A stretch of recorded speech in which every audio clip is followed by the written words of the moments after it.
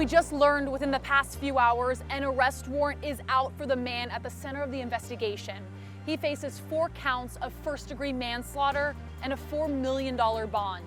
Meanwhile, a memorial stands here to honor those 4 high schoolers. Right, but she was working and healthy, a proud member of the Citizen Potawatomi Nation, presiding over her docket right up until she was sick, having a hard time breathing, and then hospitalized. Well, Kevin, Jolene, it's not spring just yet, but fire season definitely upon us, as it doesn't take much to start these dry grasses. Just as fire crews in Guthrie found out this afternoon as they battled flames burning dozens of acres near the airport. This street in a state of shock over the weekend. It's still unclear what sparked the gunfire. Alfredo Vera's family tells me his willingness to step in was just the type of man he was. The 56-year-old was training for the Oklahoma City Memorial Marathon. That was set to start right where I'm standing. Instead, he tested positive for COVID-19 less than 2 weeks ago, saying it all may have came down to running that one simple errand. Randy Blake has been with the Stillwater Fire Department for 20 years. He's only in his 40s, he's fit, he's healthy, but he was quickly hospitalized due to COVID-19. Yeah, OKC passing up cities like Vegas and Portland. The mayor saying the progress is moving at a breathtaking speed. So at this point, we have persons of interest. Coach Hines he's a competitor. He don't go down without a fight. I'd do it all over again. Like I said, I'd do it all over again. I'd risk my life to make sure they're good. On just such a day as we've had today, that the memories really come flooding back. Congressman Edwards was a proud Republican his entire life. He strongly believed in it. But after 4 years of the Trump presidency and after watching congressional leaders' actions after this past election, he's had enough. A back and forth night ending with Kendra Horn having to give up her congressional seat to Stephanie Bice. She spoke to a room full of supporters with an optimistic tone. I don't think it should be educators like this. I'm sorry, so I definitely think she should be reprimanded. An hour or two after we got home, and I just lost it last night. But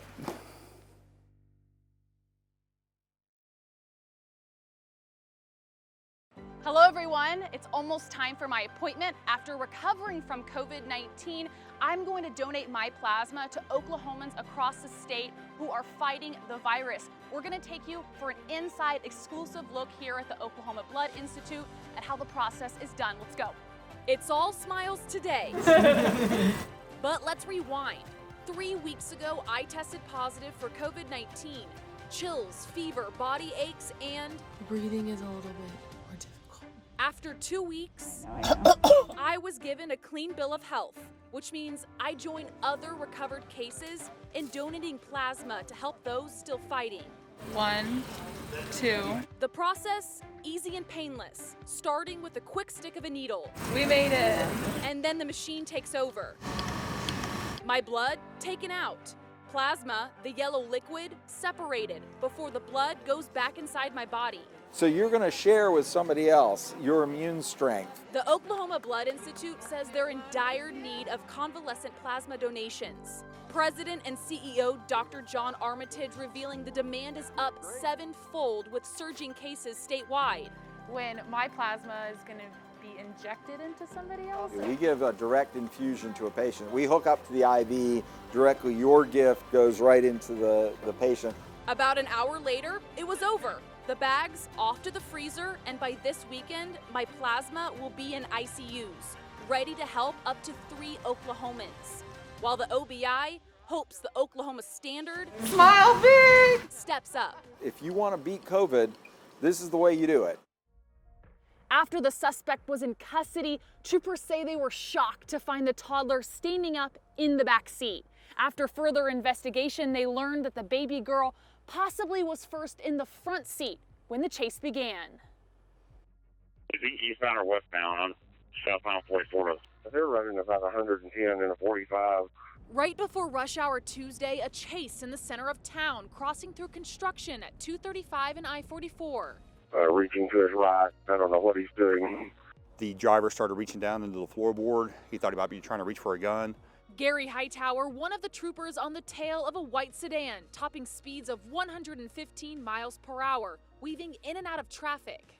He's slow rolling the off ramp, still reaching in the floor. I'm going to do a high risk stop on this, and I don't know which direction he's going to go. He's not stopping. A few miles later, the driver choosing an abandoned gas station off Penn to surrender when troopers noticed he wasn't alone. I checked the vehicle for more occupants, and that's when I saw the baby standing in the back car seat. A 2-year-old baby girl not buckled in. Hightower, a 22-year veteran of OHP and a father himself. And that's when I decided to take the baby out of the car and bring it back to the patrol car, to try to bring it in one, in a warmer area, but two, to have somebody there instead of just leaving the baby by itself in the car. Capturing this moment, queuing up SpongeBob to watch until Mom arrived. The suspect's car searched. We did find a bottle of vodka in the car. The toddler's father, Desmond Johnson, booked into jail for child endangerment and DUI.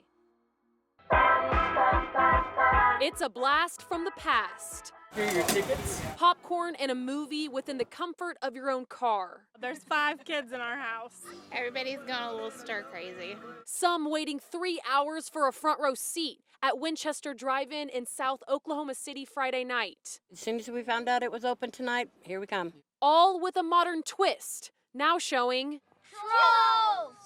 Everyone loving a good comeback story. So I think it's kind of the perfect thing with the pandemic going on. Drive-in movie theaters, a popular choice during the pandemic. But for manager Jeff Massid, well, I never thought we were gone, being the only one in Oklahoma City. There are new guidelines. Winchester sticking to half capacity to social distance, currently housing 225 approximately. But out here, there are measures that we can take that we can be safe. And you must have a mask on if you hop out for snacks or to use the restroom. We're going to have masks for people to buy. A few extra steps so Oklahomans can safely sit back, relax, and enjoy the show. Get it as comfy as you can to home. Yeah, Jolene, Kevin, I'm standing in someone's backyard right now, and this is about as close you can get with being safe. Oklahoma City Fire on the scene right now. 3rd alarm fire. That's where dozens of firefighters showed up. We were coming in from Midwest City, and we could see it from miles away. Some viewers were sending me photos over the Oklahoma City skyline. Now right here, we do see some smoke coming off of the power lines. We know this is a vacant church. So far we are not sure if anyone was inside at the time of the fire. But as you can see, if you can round these corners a little bit, Jordan, these walls are coming down. I don't want to get too close, but these walls on the west side are coming down and the fire is continuing to billow. Now, these homeowners are told to evacuate and told to walk about 2 blocks over, but we're standing safely in someone's backyard right now. The siblings inseparable, all living together on the family farm. For the Anashots, it's their livelihood until COVID-19 tore through. This is my brother Ron. He passed away October 30th. One by one. My brother Paul, he was the oldest of all of us. And then there's Nick. Larry Anashot's life turning lonely. I'm gonna miss her. 4 funerals for his 4 siblings in less than a month. God coming in there, wiping out the whole kitchen cabinet at one time? No way. No way did anybody ever dream of this one. Ron and Paul confirmed with the virus first, days later, Nick the next. And he started coughing and I looked at him and I said, he goes, I got it. Then Vicky testing positive, and in the blink of an eye, all of them gone. There's no noise, there's nothing. The famous Anashot Dairy Farms in Okarche in operation since statehood. Each sibling filling an important role for decades. Now, only memories remain. There's Vicky when she had her first baby, Janet. Larry, once one of 10 kids, now the last living brother left to continue the legacy. The last Anashot alone on the farm. And I know where they're at. I know exactly where all of these people. I'll get to be there. I'll see him again. I miss her. and I wish I could have been able to save her. The last time Whitney Turnia saw her niece Harley, she was on babysitting duty tucking the 5-year-old into bed Tuesday night. 4 a.m., smoke and glass shattering. 5 kids, all under the age of 14, trapped inside the Mountain View home. Little Harley among them, unable to escape. We are terrified for Harley. We're hoping that she'll get out. And I seen just flames, and I took off running outside. Neighbor Destiny Shepard watching the fireball swallow the house whole and on to the next. Leveling a second home. Everyone inside this house able to get out, and one of them on oxygen. It's heartbreaking. It's heartbreaking to think that, you know, so close to Christmas and they lost everything. The melted bikes out front, early Christmas presents for the kids. Hours later, the house still smoldering. Winds in Mountain View 45 plus, and the strong wind advisory causing the fire to spread, and little could be done to stop it. Hey, would Sydney wear these? But by sunup, donations pouring in. They're a family. I mean, we're all family really here. Memories, now mounds of ash, as investigators work to determine the cause of the fire. Whitney and her family left with only the clothes on their backs, and Harley forever in their hearts. She's like an angel in this world.